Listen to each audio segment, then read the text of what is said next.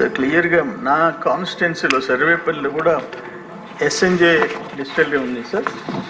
For example ఇక్కడ 2021 SNJ and అదాన్ 63% sir.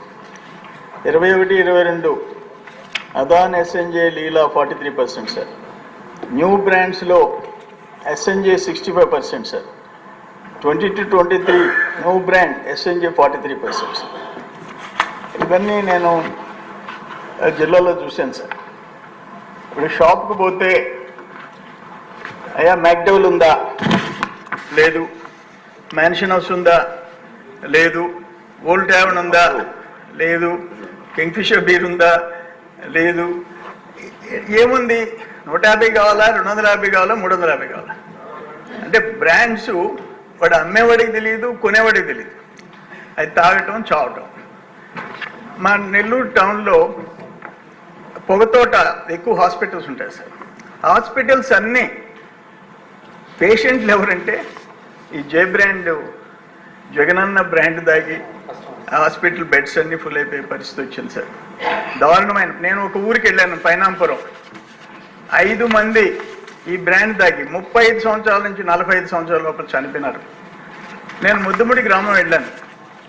చిన్న సభ, ఆ విడోస్ ఎదురుగా కూర్చోన్నారు. అందరికి నమస్కారం పెట్టి వాళ్ళు ఏదో బాధతో ఉంటే ఏందమ్మా మీ బాధ అని అడిగితే ఆ ఊర్లో ఈ బ్రాండ్ దాగి ఆ పంచాయతీలో 20 మంది మగోళ్ళు ప్రాణాలు పోగొట్టుకున్నారు సార్. దారుణమైన పరిస్థితులు. ఇవన్నీ కళ్ళారా చూసాం. నాకు తెలిసిన సమాచారం మోడీ గారు చెప్పినట్టు డిజిటల్ ఇండియా అంటే ఈయన క్యాష్ ఆంధ్రప్రదేశ్ అన్నాడు. ఆయన చెప్పుకునేది కదా, మీ బిడ్డ నేను మన బుడ్డ ముంచాడు, ఆంధ్రప్రదేశ్ బుడ్డ.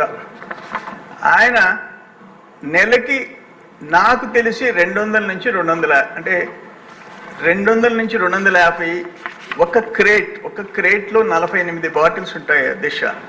దానికి 200 to 250 రూపీస్ ఆయనకి వెళ్ళిపోవాలా.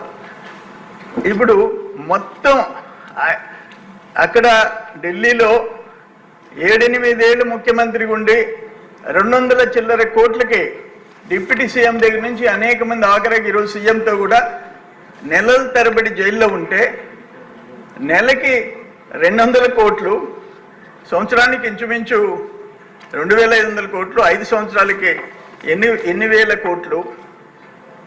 జగన్మోహన్ మాజీ ముఖ్యమంత్రికి ఎన్ని సంవత్సరాలు జైలుకి పోవాలా? ఇది ఈ పాపం ఎక్కడికి పోదు. ఇది సరే, కొరవోట్లో దాచుకున్నారు.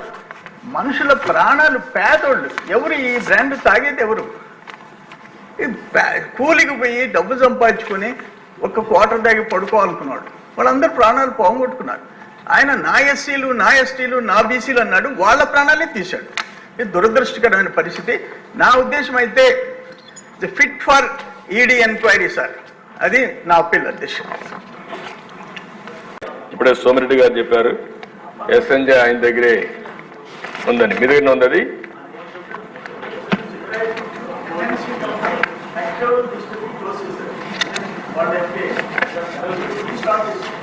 మళ్ళీ ఆయన వచ్చి స్టార్ట్ చేశాడు. మంచి బేరం.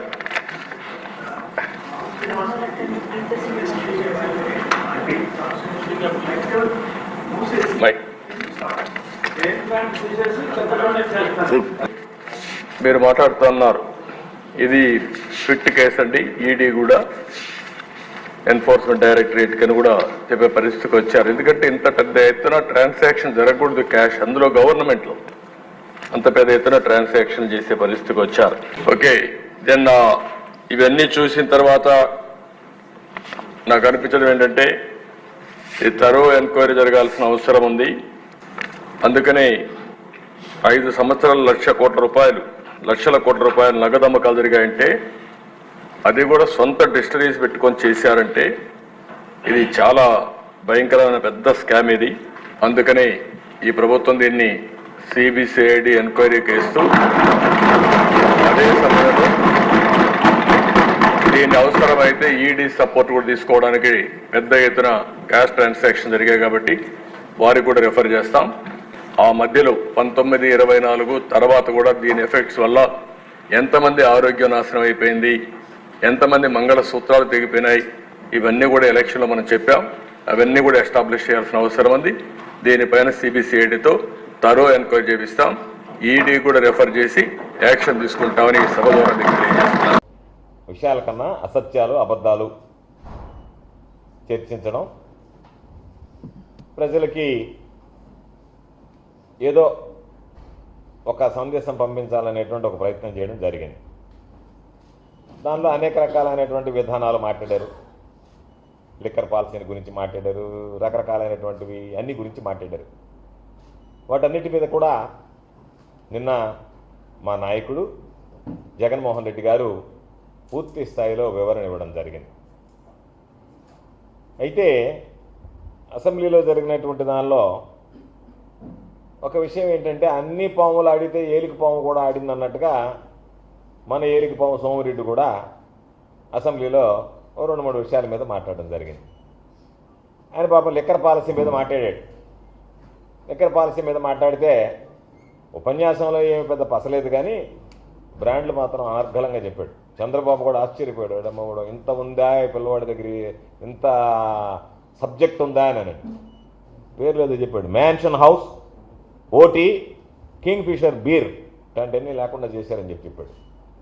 పాపం శ్రీనివాస మహల్లో ఒక తెలిసినప్పటి నుంచి చిల్లరగా తిరగతా ముందు కింద అలవాటు పడ్డాడు కాబట్టి బ్రాండ్లు గిండి బ్రహ్మాండంగా అనర్గళంగా చెప్పగలిగాడు అని ఇతని గ్రంథ సాంగుడు అనేటువంటి విషయం ఇంకా పూర్తిగా కూడా తెలిసినట్లే చంద్రబాబు. పూర్తిగా ఇతను అన్నీ కూడా తెలిస్తే చంద్రబాబు ఇంకా ఆశ్చర్యానికి లోనయ్యేటువంటి పరిస్థితి ఉంటుంది. అయితే దాంట్లో మాట్లాడేటప్పుడు ఒక మాట చెప్పాడు. ఈ బ్రాండ్లన్నింటి మీద ఈ విధంగా జరిగింది, విచారణ చేయించాలి వీటన్నిటి మీద పూర్తి స్థాయిలో అని నా పేరు కూడా చెప్పాడు.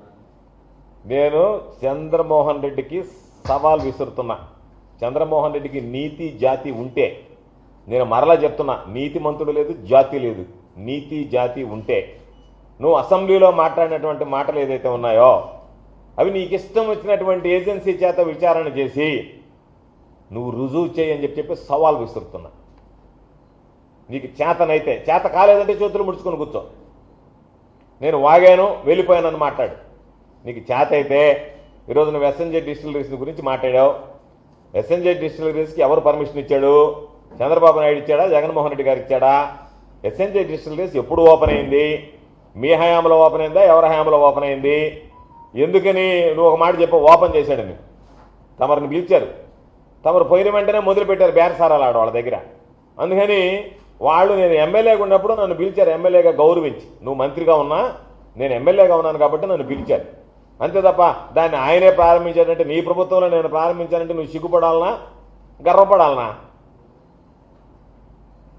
కాబట్టి అది ఏ హయాంలో వచ్చింది అనేది కూడా తెలియకుండా నీకు మతిమరిపోయిపోయా, చెవుల్లో మిషన్ పెట్టుకున్నా కూడా వినపడకపోయా, ఎవరన్నా చెప్పినా కూడా చెవుడు ఉండా, తలకాయ పని చేయకపోయా. కాబట్టి నువ్వు తెలుసుకుని మాట్లాడితే బాగుంటుంది. నేను అందుకే చెప్పేది, దాన్ని ఎప్పుడు ప్రారంభించారు, ఎవరు ప్రారంభించారు, దానికి ఎవరు లైసెన్స్ మంజూరు చేశారు, ఎవరి హయాంలో ప్రారంభమైన అన్ని యూనిట్లు ఒకసారి కనుక్కో. 1. 2, మా పాత్ర ఏదన్నా ఉందా అనేటువంటి దాని మీద పాపం ఈడీ విచారణ రకరకాలైనటువంటి చెప్పారు. ఏ విచారణకైనా సిద్ధంగా ఉన్నా మీరు ఏదైనా చేయించుకో. ఎందుకంటే సిబిఐ విచారణ జరిపిన రోజు చెప్పా, సిబిఐ విచారణ నా మీద జరిగితే కోర్టు కేసులో ఫైళ్లు మాయమైనప్పుడు నేను దాన్ని ఆహ్వానిస్తున్నానని చెప్పా. మీ చంద్రబాబు లాగా సిబిఐ ఎంక్వైరీ అంటే ప్యాంటు తడుపుకొని బయటకు పరిగెత్తలే, నేను కోర్టులకు వెళ్ళి స్టేలు తెచ్చుకోలే.